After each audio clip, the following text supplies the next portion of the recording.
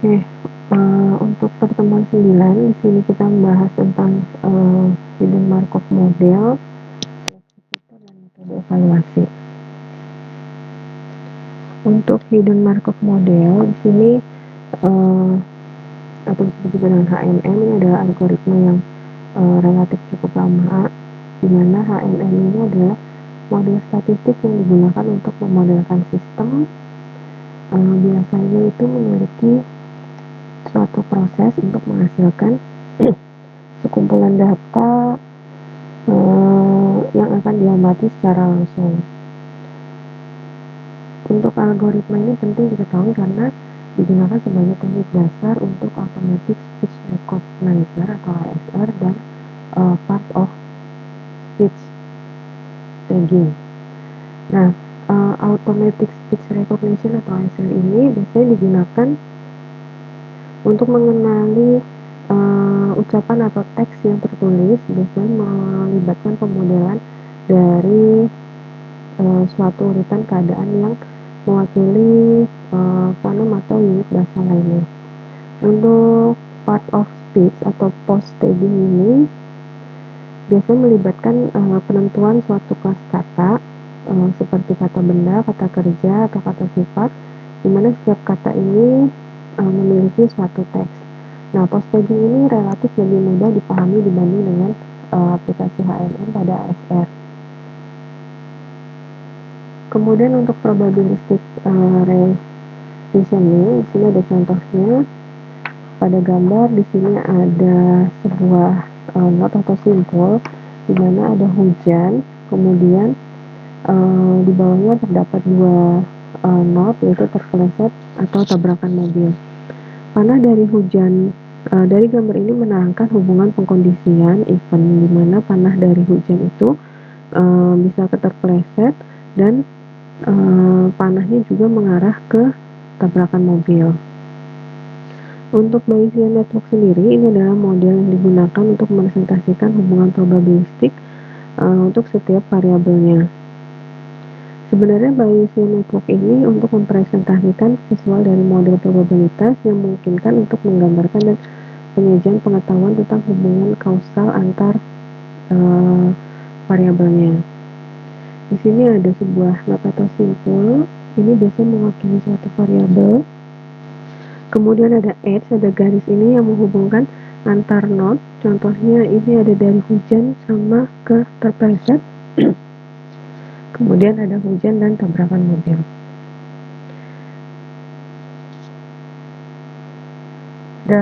Gambar yang tadi kita bisa menyimpulkan karena adanya hujan memungkinkan seseorang itu terpeleset atau terjadinya kecelakaan. Tetapi apabila ada cerita lain bahwa seseorang terpeleset dan ada kecelakaan, belum tentu juga keduanya disebabkan oleh hujan.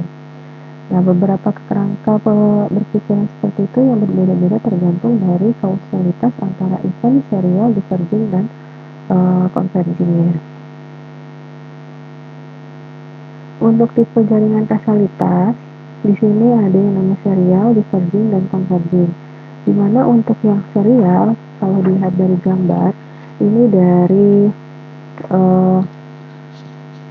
A itu menunjukkan tanda panahnya ke B, kemudian panahnya ke C. Ini yang disebut dengan serial, dimana untuk serial ini kita untuk mengetahui nilai A, maka kita bisa mengetahui sesuatu tentang B dan C. Biasanya untuk serial ini tuh kejadiannya mempengaruhi secara berurutan. Misalkan kita punya variabel acak A, B, C, jadi memungkinkan kita untuk memiliki urutan kondisional yaitu seperti A ke B dan ke C. Artinya nilai A ini mempengaruhi nilai B dan nilai B ini mempengaruhi nilai C. Nah, untuk diverging ini adalah kalau dilihat tanda panahnya dari B ini mengarah tanda panahnya ke A, kemudian dari B tanda panahnya ke C. Untuk converging di sini dari A dia panahnya ke B, kemudian dari C dia tanda panahnya ke B. Untuk diverging di sini diketahui untuk A kita bisa mengetahui sesuatu tentang C C dan sebaliknya. Tetapi apabila B diketahui, maka hubungan antara A dan C menjadi terputus. Untuk diverging ini kejadian mempengaruhi dua atau lebih kejadian berikutnya. Contohnya tadi ada variabel A, B, C, dan C. Untuk variabel acak A dan B dan keduanya sangat mempengaruhi variabel C. Ya, jadi dengan bahasa yang lebih matematis, A dan C ini adalah independen kondisional ketika B diketahui. Kemudian untuk konvergi, di sini untuk mengetahui nilai B, kita tidak bisa mencari tahu hubungan antara A dan C. Dengan bahasa yang lebih matematisnya, A dan C ini adalah dependent kondisional ketika B itu diketahui. Jadi apabila ada sebuah event X dan Y disebut dengan diseparated atau sebuah intermediate variabel Z diantaranya. Koneksi yang bersifat serial atau diverging ini bisa diketahui. Koneksi bersifat converging dan Z ini tidak diketahui. Bila tidak memenuhi kondisi yang disebutkan, artinya dua variabel ini tidak disparated atau disconnected. Nah, disparated ini suatu konsep di mana digunakan untuk menentukan apakah dua variabel ini itu saling tergantung atau tidak secara kondisional. Kalau yang disconnected ini dua variabel ini tidak terhubung oleh jalurnya atau panahnya. Artinya jalurnya itu terbuka antara kedua variabel dan keduanya itu tidak saling tergantung secara kondisional. Kemudian ini tadi contoh untuk serial, converging, dan diverging. Untuk yang serial ini kita bisa lihat dari variabel A ke B ke E, kemudian variabel A ke B ke D, dan variabel C ke B ke D. Nah, untuk converging tadi adalah mengarah ke salah satu variabel. Ini contohnya dari A ke B, kemudian dari E ke C. Nah, untuk diverging ini dari contoh variabel dari B ke D, kemudian dari B ke E.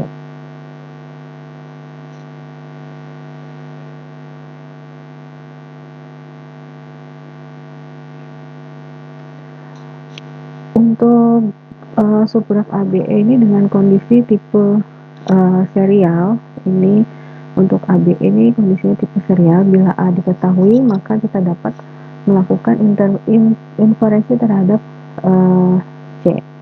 Apabila A dan B diketahui, maka inferensi terhadap E ini bisa kita ketahui dalam bentuk persamaan, yaitu probabilitas E pada B dan A sama dengan probabilitas B terhadap probabilitas B.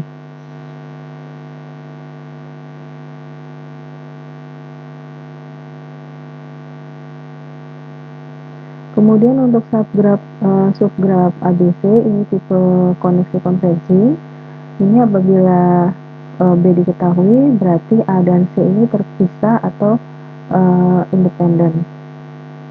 Kemudian untuk generatif modelnya, ini memodelkan antara X dan Y yang difaktorkan sebagai probabilitas X dan Y, di mana P-nya ini adalah dari YJX terhadap P X. Untuk generatif model sendiri di sini mencoba memahami bagaimana sih data yang diamati itu dapat dihasilkan dan menghasilkan data baru yang serupa dengan data pelatihannya.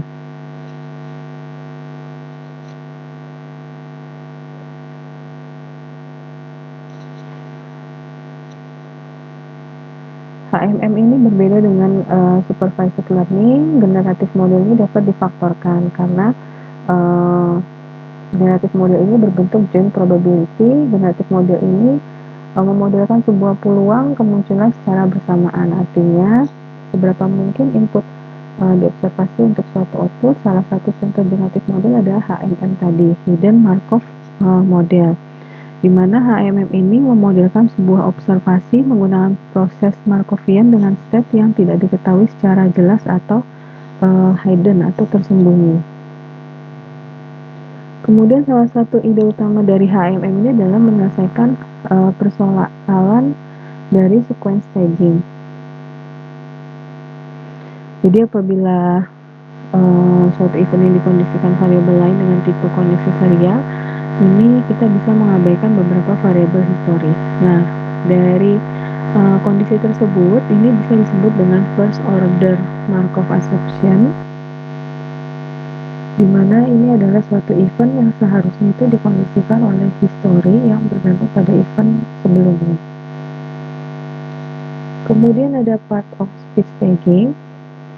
Ini adalah salah satu contoh yang mengerjakan sequential classification, di mana post tagging ini melibatkan penentuan kelas kata. Seperti tadi ada kata benda, kata kerja, dan kata sifat di setiap kata dalam suatu teks atau kalimat. Nah, post tagging ini adalah salah satu bentuk pekerjaan sequential classification, di mana sebuah sequence ini kita ingin menentukan kelas dari setiap kata atau token pada kalimat tersebut.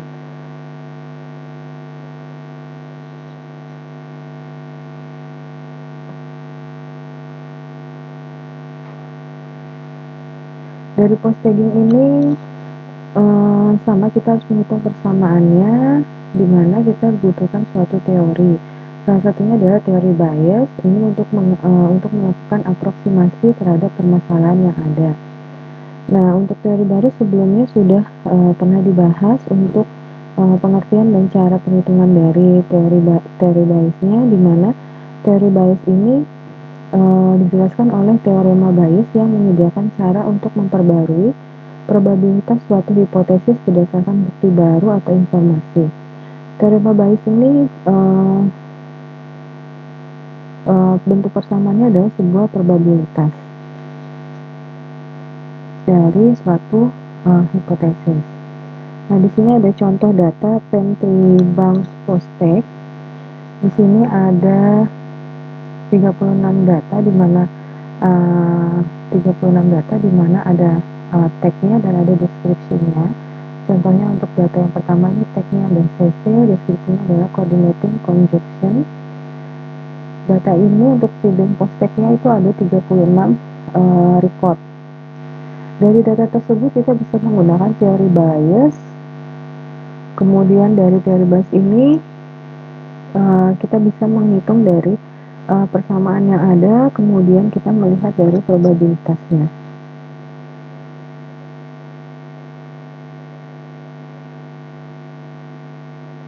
Kemudian dari persamaan tersebut, ini dikombinasikan sekuensnya berdasarkan kelas kata dari sebuah kalimat, kemudian nanti akan dibandingkan dari sekuens kata yang ada.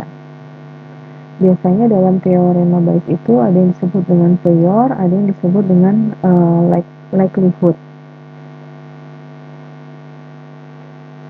Dari persamaan yang Bayes tadi, kemudian bisa disederhanakan menggunakan Markov assumption, yaitu membuat asumsi di mana data tersebut saling lepas pada sequence atau disebut dengan independence assumption. Nah, asumsi ini terdapat dua. Yang pertama itu kategori suatu kata ini hanya bergantung pada dirinya sendiri tanpa memperhitungkan kelas yang ada di sekitarnya.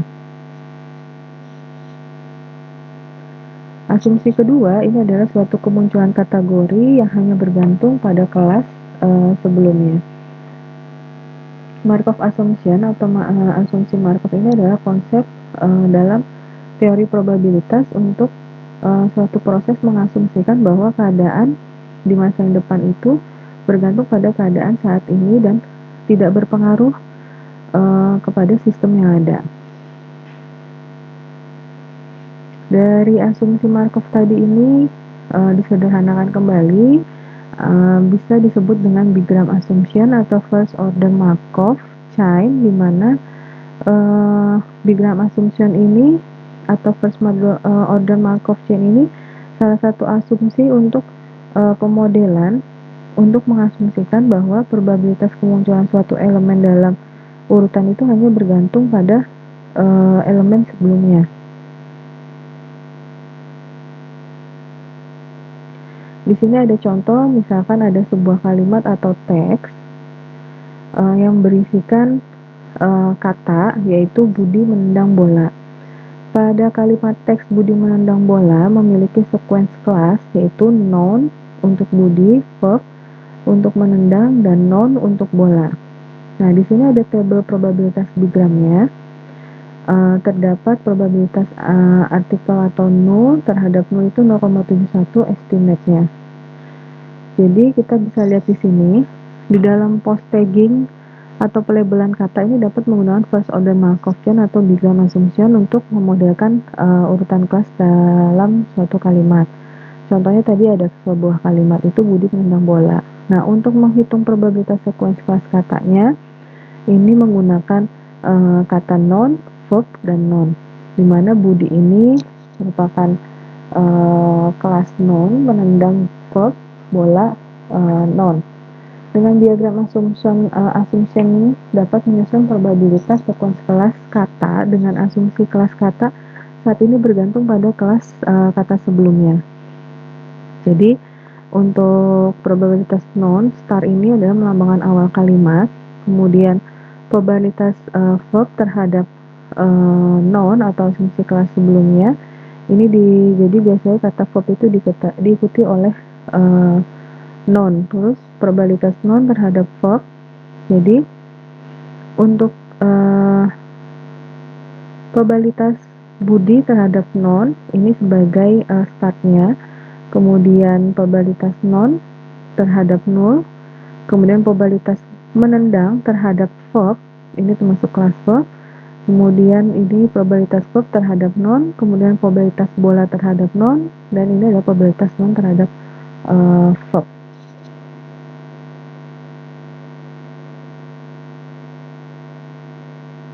Biasanya dalam probabilitas ini seringkali setelah noun itu diikuti oleh kata verb, dan setelah verb itu biasa diikuti oleh kata noun. Biasanya probabilitas ini bisa diestimasikan berdasarkan frekuensi kemunculan sequence yang ada. Kemudian untuk hidden Markov model Tagger yang disebut tadi bisa ada likelihood sama disebut prior, di mana melambangkan Markov chain. Markov chain ini adalah kasus special weighted automaton yang mana sequence input menentukan state yang akan dilewati automaton. Sederhananya, automaton ini mencapai goal state setelah mengunjungi beberapa step. Kemudian total bobot outgoing edge ini untuk masing-masing step pada automaton haruslah menilai 1 apabila dijumlahkan kasus spesial yang disebut dengan emisi. Nah, Markov chain sendiri ini adalah model yang menggambarkan urutan kejadian di mana probabilitas terjadi kejadian tertentu hanya bergantung pada kejadian sebelumnya. Kemudian kalau automaton ini memiliki bobot untuk edge-nya dan stage-nya. Nah, untuk yang emission di sini adalah biasanya merujuk kepada output atau hasil dari suatu state dalam model yang diterapkan terhadap HMM atau model serupa. Kemudian untuk tabel dari contoh dari gambar weighted automaton ini bisa kita lihat dari tabel di atas ada ART adalah artikel, N adalah noun, P adalah verb, dan P adalah preposition. Nah, dari contoh gambar weighted automaton ini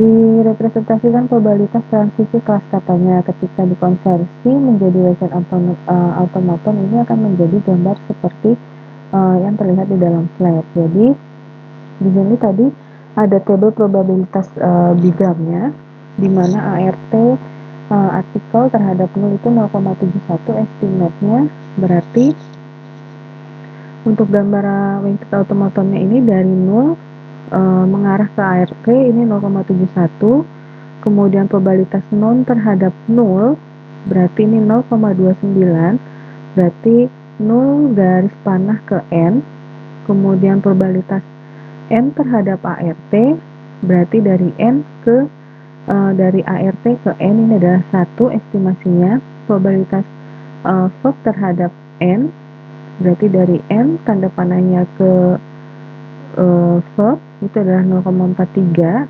kemudian dari non ke non ini estimasinya adalah 0,13, kemudian dari probabilitas presisi terhadap non, berarti tanda panahnya dari non ke presisi itu adalah 0,26, dan sampai dengan probabilitas non terhadap presisi itu adalah 0,44. Nah, dari gambar automatic Wheaton automaton ini bisa mempresentasikan probabilitas prior. Jadi dari model ini kita bisa mencakup model lexical emission probabilitas, yaitu likelihood atau probabilitas. Nah, emission probabilitas ini biasanya ini adalah suatu model dari HMM yang menggambarkan kemungkinan observasi atau output dari suatu state-nya. Biasanya probabilitas emisi ini untuk kelas kata atau token tertentu dari suatu state sering disebut sebagai lexical emission probabilities atau likelihood.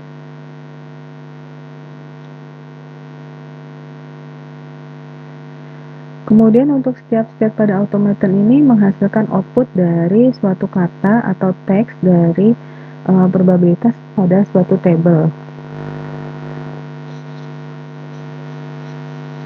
Biasanya automaton ini disebut juga dengan hidden Markov model. Kata hidden ini berarti setiap kata pada sequence ini tidak mengetahui data tersebut dihasilkan oleh state mana secara model yang ada.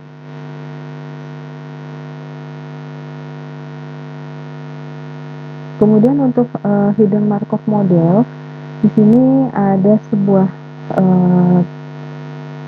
table tadi di mana ada nilai estimasinya dari gambar automated Wheaton automaton. Ini kemudian ditambahkan dengan nilai estimasinya.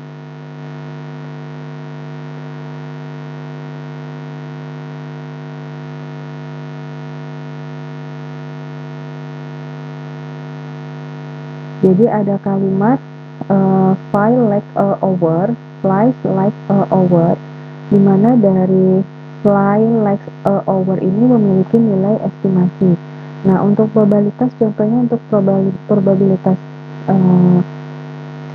artikel terhadap the itu 0,4, kemudian probabilitas non terhadap flies itu 0,025. Kemudian untuk artikel probabilitas flies terhadap verb itu 0,76. Jadi nilai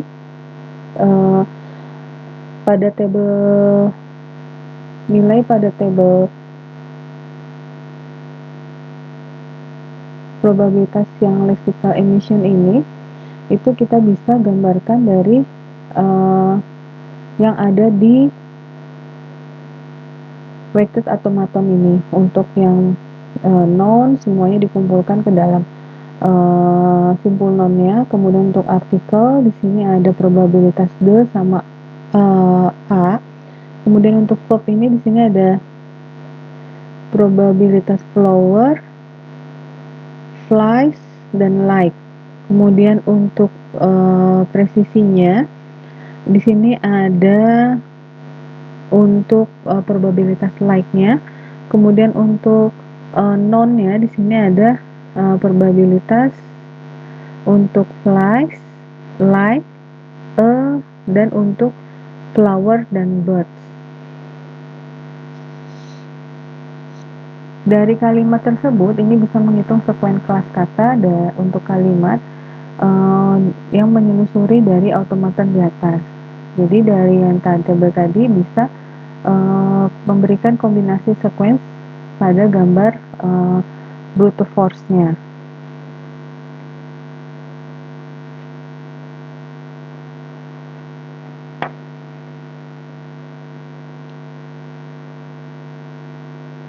Untuk menentukan sequence terbaik atau paling optimal itu dengan cara sequence dengan probabilitas tertinggi.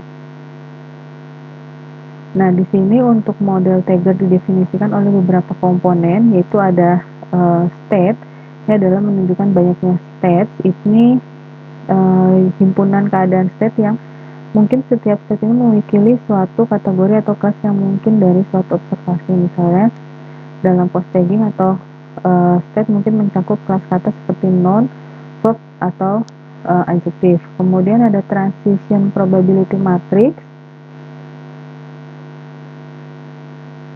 biasanya menentukan probabilitas yang berpindah dari satu state ke state lainnya. Kemudian langkah ketiga ada yang namanya observasi. Ini adalah hasil atau output yang terlihat oleh model. Biasanya observasi ini kata atau token yang diamati dalam suatu urutan. Kemudian yang keempat, di sini ada B atau sequence dari observasi likelihood, disebut juga dengan emission probabilitas, yang mempresentasikan sebuah observasi dari suatu state. Biasanya probabilitas emisi ini menentukan observasi yang akan muncul ketika sistem berada suatu state tertentu dalam bidang Markov ini. Kemudian yang kelima itu adalah kumpulan state spesial yang terdiri dari start state dan final state.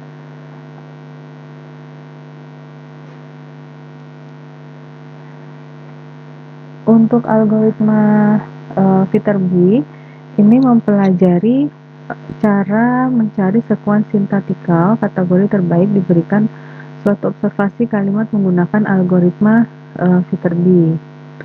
Algoritma Viterbi ini salah satu algoritma dynamic programming yang prinsip kerjanya itu mirip dengan Edith Dinstein.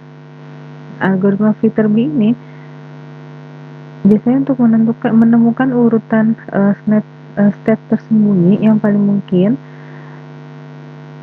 dalam model menggunakan model Markov.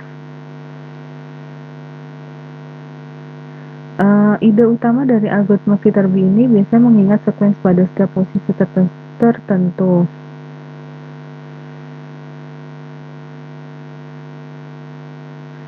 Apabila kita telah sampai pada kata terakhir, kita lakukan backtrace untuk mendapatkan sekuens terbaik. Backtrace ini adalah bisa dibilang untuk mencapai kata terakhir atau langkah terakhir dari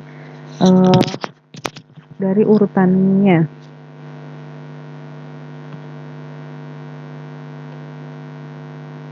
Di sini contohnya ada algoritma Viterbi, di mana itu kita menjelaskan state awalnya, yaitu function Viterbi, kemudian state awalnya kemudian dirancang dengan inisialisasi, kemudian langkah keduanya ada iteration, langkah ketiga ada sequence identification step. Untuk indikasi ini biasanya menginisialisasi atau menghitung nilai Viterbi di setiap set pada langkah pertama berdasarkan distribusi awal dan probabilitas emisi. Kemudian untuk iterasi ini biasanya adalah langkah yang digunakan untuk ke sebuah tempat tadi atau step terbaik. Kemudian ada identifikasi step. Ini untuk mengidentifikasi sekuens yang terbaik dengan nilai Viterbi tertinggi.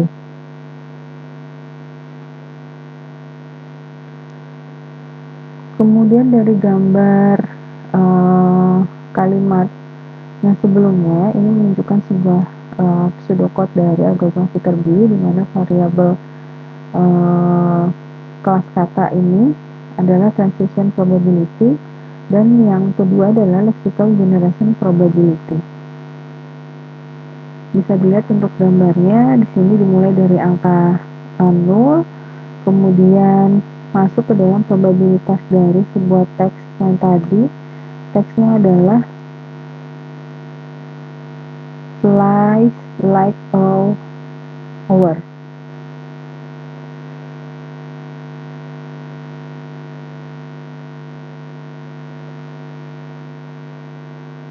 Dari gambar tadi, panah berwarna merah ini melambangkan back pointer, yaitu step di mana memberikan nilai tertinggi untuk ekspansi ke step berikutnya. Biasanya setelah melakukan iteration step selesai, ini dilakukan backtrace terhadap step terakhir yang memiliki nilai probabilitas tinggi untuk mendapatkan hasil seperti gambar yang bisa dilihat di slide-nya.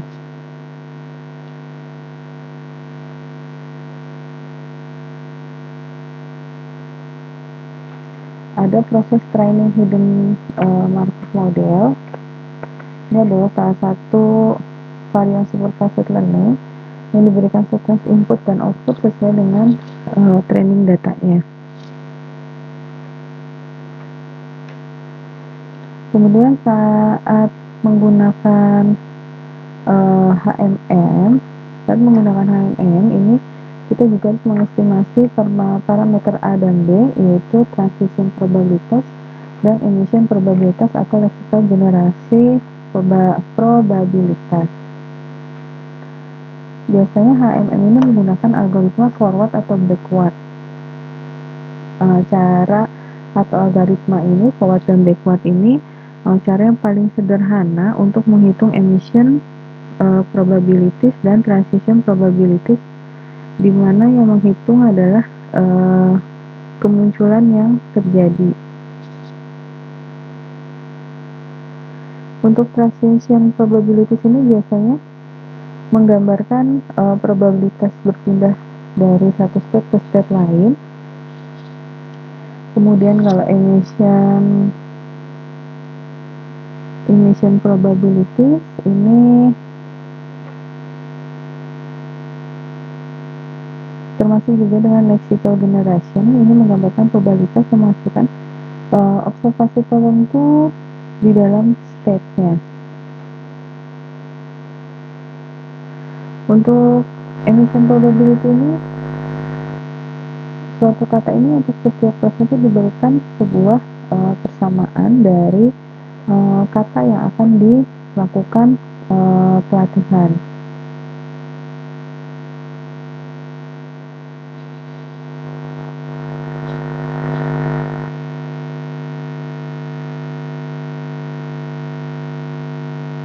Untuk mengestimasi probabilitas pada suatu step tertentu, ini berdasarkan dari pengaruh probabilitas keseluruhan secara sekuen.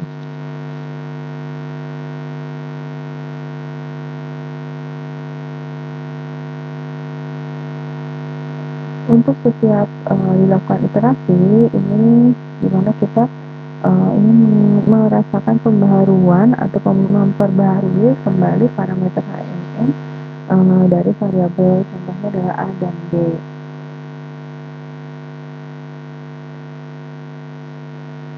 Ini adalah contoh algoritma yang atas adalah menggunakan forward, yang bawah menggunakan backward.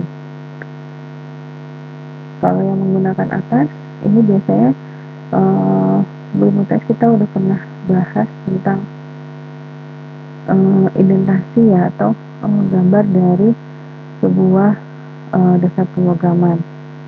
Kemudian yang kedua ini adalah contoh dari algoritma backward.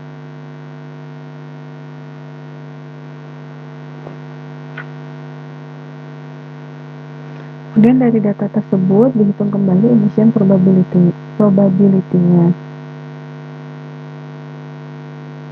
Biasanya untuk menghitung cara melatih HMM ini menggunakan kerangka berpikir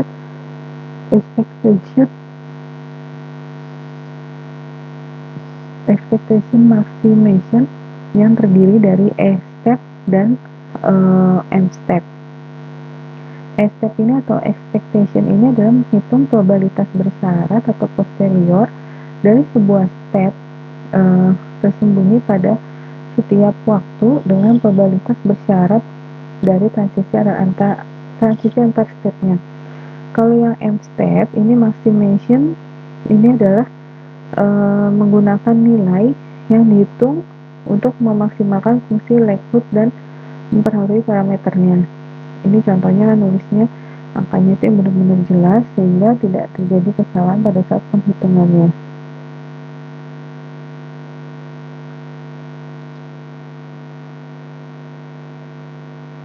Ini adalah contoh dari algoritma forward backward menggunakan A step dan N step. Kemudian untuk seleksi fitur dan metode evaluasi, ini adalah salah satu pembelajaran mesin yang umumnya itu dikonversikan menjadi suatu feature vector yang direpresentasikan dalam bentuk matematis. Biasanya fitur-fitur ini tersusun atas variabel-variabel yang dianggap memiliki pengaruh terhadap outputnya.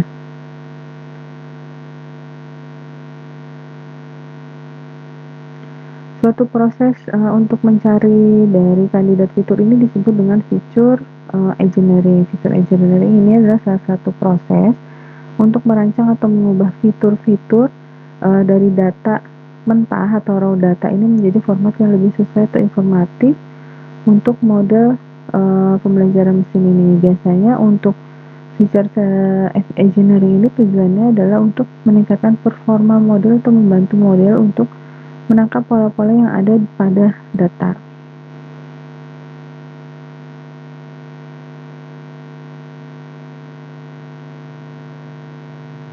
Proses pemilihan fitur ini bersifat manual karena cukup rentan dan sangat bias untuk kemampuan seorang pada domain tertentu. Kemudian ada yang namanya high dimensional data. High dimensional data ini adalah sebuah data ini memiliki dimensi fitur. Jadi contohnya itu sebuah marketing analis yang mungkin saja ingin mengerti pola seseorang belanja pada online shop. Jadi dia mengamati seseorang yang belanja di sebuah marketing analysis.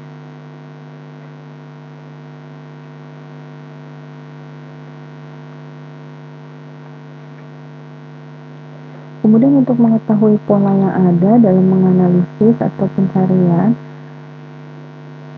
pada analisis ini berdimensi besar. Seberapa besar dimensi yang dapat disebut atau dengan high dimension ini sangat relatif. Dengan dimensi yang sangat besar ini pastinya membawa beberapa masalah pada pembelajaran mesin. Kemudian dari model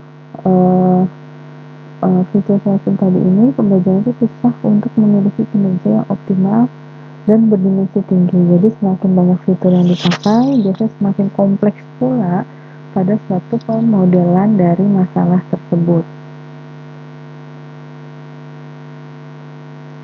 Kemudian yang kedua, ini adalah menyebabkan mudah terhadap overfitting karena sangat banyak konfigurasi walaupun kita hanya memiliki data yang terbatas. Kemudian ada juga dimensi yang besar untuk diproses secara komputasi dari segi memori dan waktu. Kemudian ada yang namanya feature selection. Feature selection ini salah satu proses untuk memilih subset fitur atau atribut atau variabel yang paling relevan dan informatif dari sekumpulan fitur yang tersedia dari data. Biasanya tujuan dari feature selection ini adalah untuk meningkatkan kinerja sebuah model pembelajaran dengan mengurangi dimensi data yang ada.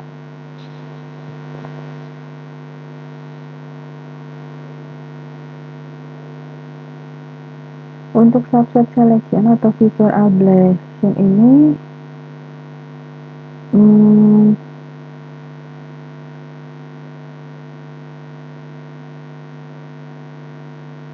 adalah cara untuk mencari kombinasi dengan mencoba seluruh kombinasi fitur. Misalkan kita memiliki feature selection itu sebanyak F. Nah, kita bisa memilih untuk menggunakan atau tidak menggunakan dari masing-masing fitur yang ada di subset selection. Untuk menghasilkan kombinasi dari feature selection ini yaitu 2 pangkat F. Kemudian dari data ini dilakukan forward selection dan diilustrasikan pada gambar tersebut. Nah, gambar di dalam slide ini dimulai dari yang namanya null, yaitu ada X1, X2, X3, kemudian ada substring selection, kemudian di sini terbagi menjadi 4 step. Dibandingkan dengan brute force sebelumnya, ini untuk forward selection ini sudah membentuk suatu deret aritmatika kombinasi fitur yang sudah dicoba.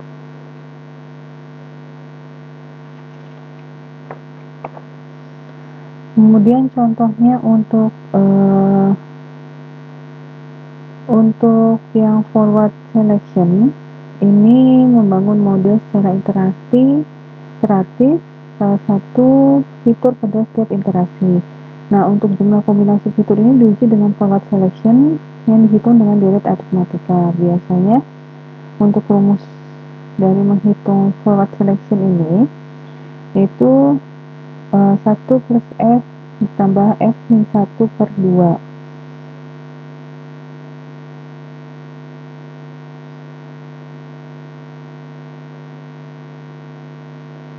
Dari data tersebut, di sini jika diketahui F sama dengan 10 untuk kombinasi brute force-nya ini menghasilkan 1024 kombinasi.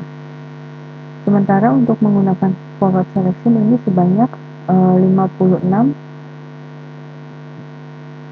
kombinasi.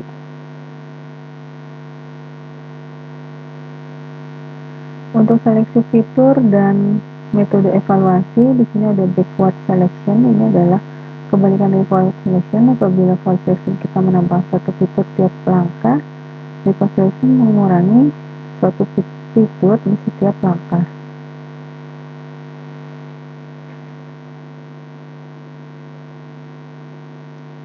Seperti forward selection, backward selection juga mencoba sebanyak 1 plus F dikurangi F plus 1 sama dengan 2.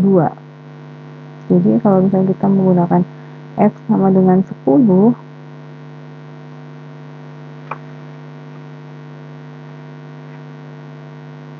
maka untuk perhitungannya itu adalah 2F dikurang 1, yaitu sebanyak 55.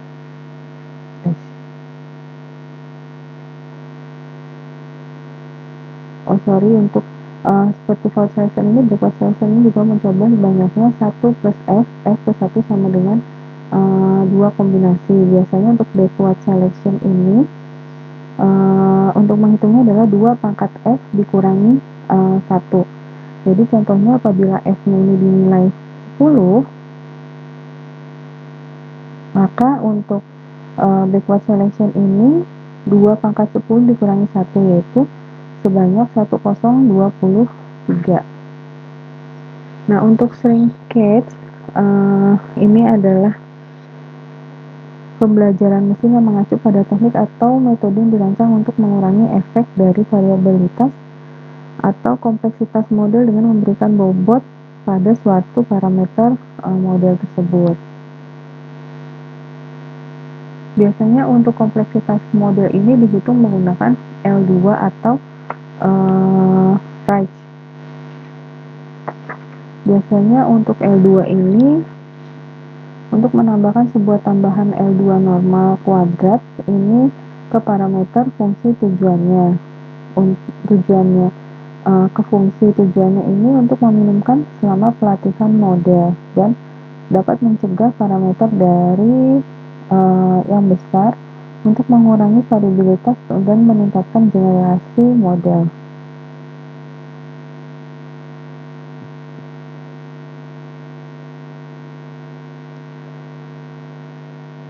Kemudian untuk L1 lasso normalnya, jadi range digunakan untuk memasukkan model dan variabel kinerja kecil, sementara lasso digunakan untuk menghasilkan model dan yang mudah dimengerti atau interpretasi dengan mengeliminasi sebuah fitur. Biasanya L1 atau lasso ini menambahkan tambahan norma ke fungsi tujuannya untuk menggunakan L1 norm.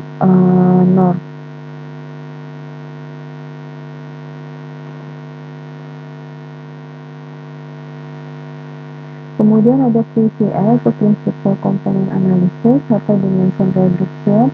Ini adalah teknik yang berfokus pada cara eliminasi sebuah fitur. Tapi dalam penghapusan fitur ini berpotensi pada model yang tidak mampu mengerti permasalahan atau yang disebut dengan oversimplification. PCA sendiri adalah teknik yang digunakan untuk mengurangi jumlah dimensi dalam suatu dataset sambil mempertahankan banyaknya informasi yang mungkin ada.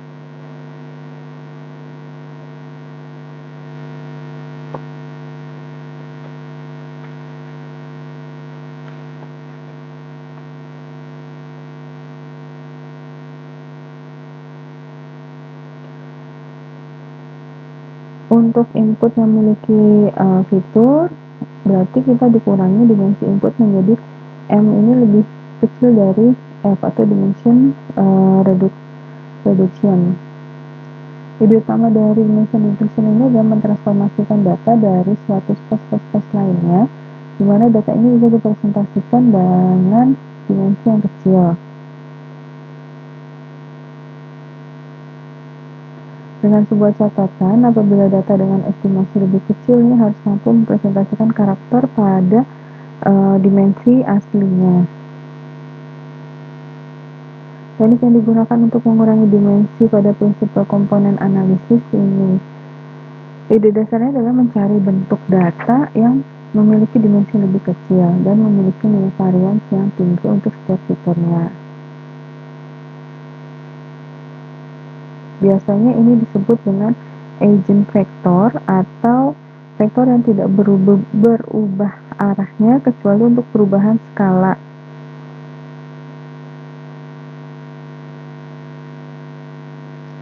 Agent vector ini memiliki nilai agent value yang tertinggi disebut dengan sebagai principal component, yaitu semacam bentuk data yang sudah rapih.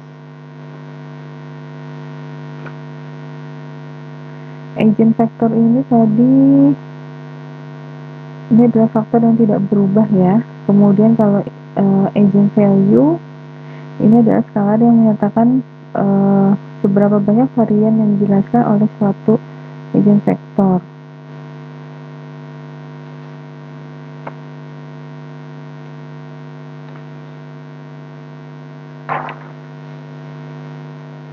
Kemudian untuk mengurangi dimensi ini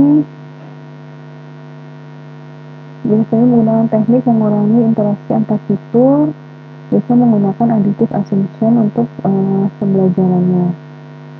Dan selain itu ada singular value decomposition, ini adalah salah satu teknik untuk melakukan PCA tadi atau principal component analysis.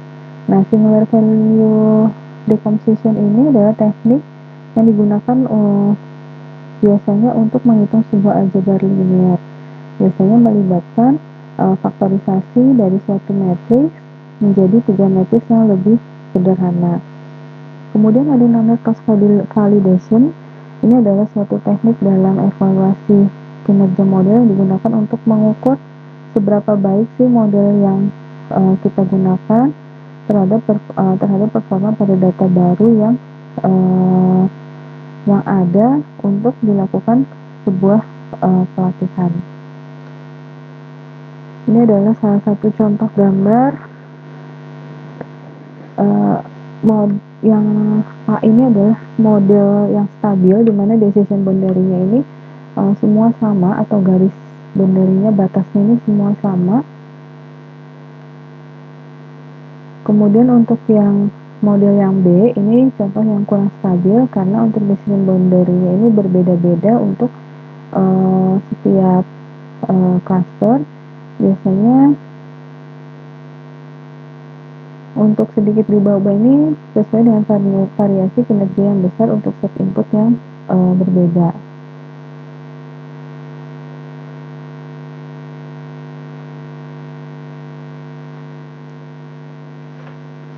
Kemudian di sini ada contoh dari fault validation ataukah fault cross validation. Kalau kita lihat di sini ada 5 field yang digunakan. Kotak yang berwarna merah atau kuning ini biasanya melambangkan subset yang dipilih sebagai validation datanya.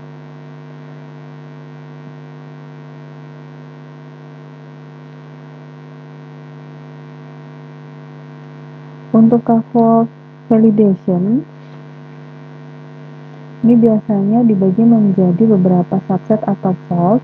Kemudian modelatifnya itu diuji pada suatu fault yang tersisa, kemudian diulangi dengan setiap fault berfungsi sebagai fault pengujian secara bergantian. Kemudian yang perlu diperhatikan di setiap distribusi subsetnya ini harus sama dengan teknik cross validation. Jadi kita memiliki sejumlah K-model pengujian mesin dan sebuah nilai kerja untuk mengukur probabilitas model dengan menghitung varians kinerja dan K-modelnya. Oke, baik, ini penjelasan dari pertemuan 9.